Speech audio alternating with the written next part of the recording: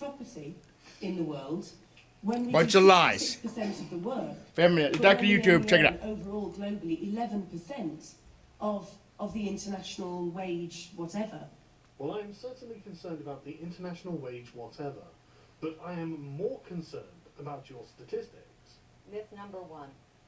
Women are half the world's population, working 2/3 of the world's working hours, receiving 10% of the world's income, and owning less than 1% of the world's property.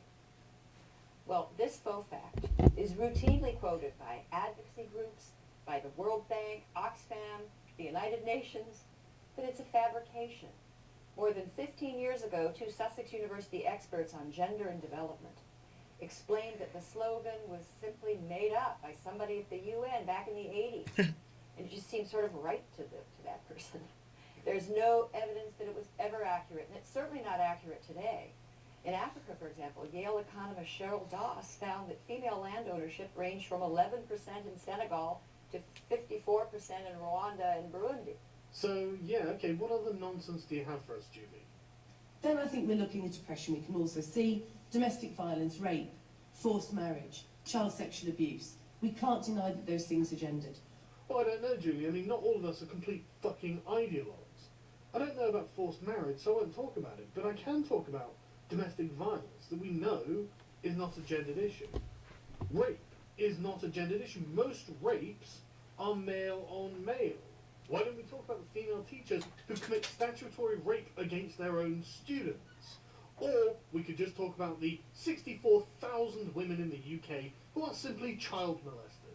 Is that what you'd like to talk about, Julie?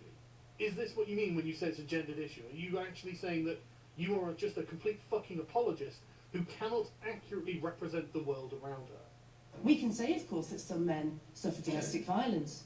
We can also look at the skewed figures that suggest that 40% of men are the victims of female domestic violence, when in fact never a bed has been slept in a refuge set up for male victims of domestic violence. You know what, Bindle? I think you're full of shit. I don't think you know what the numbers are.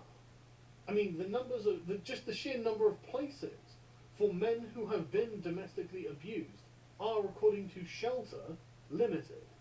How limited? Well, in the UK, in refuges and safe houses, there are 33 spaces dedicated to male victims of domestic violence, compared to around 4,000 spaces reserved for females.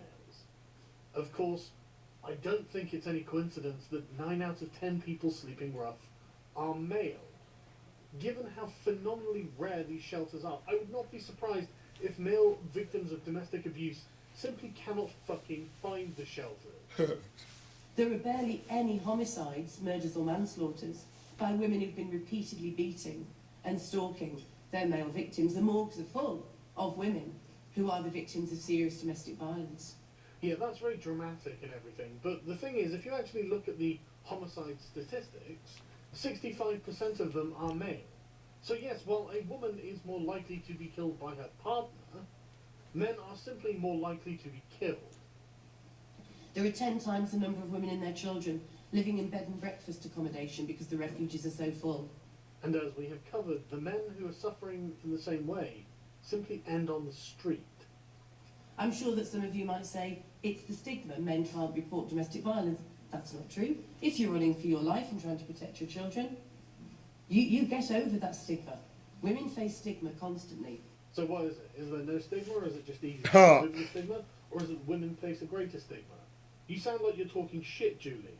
You sound like a complete... This has just gone off the rails for you. You don't know what you're talking about. You're like, well, I mean, it's worse for women. I somehow know what men go through. You don't know shit. You've no idea what it's like to be a man who is being stigmatized for being abused by a woman. You've no idea.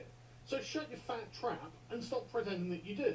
Maybe you should employ some of the feminist principles that you hold so dear and try not to victim blame.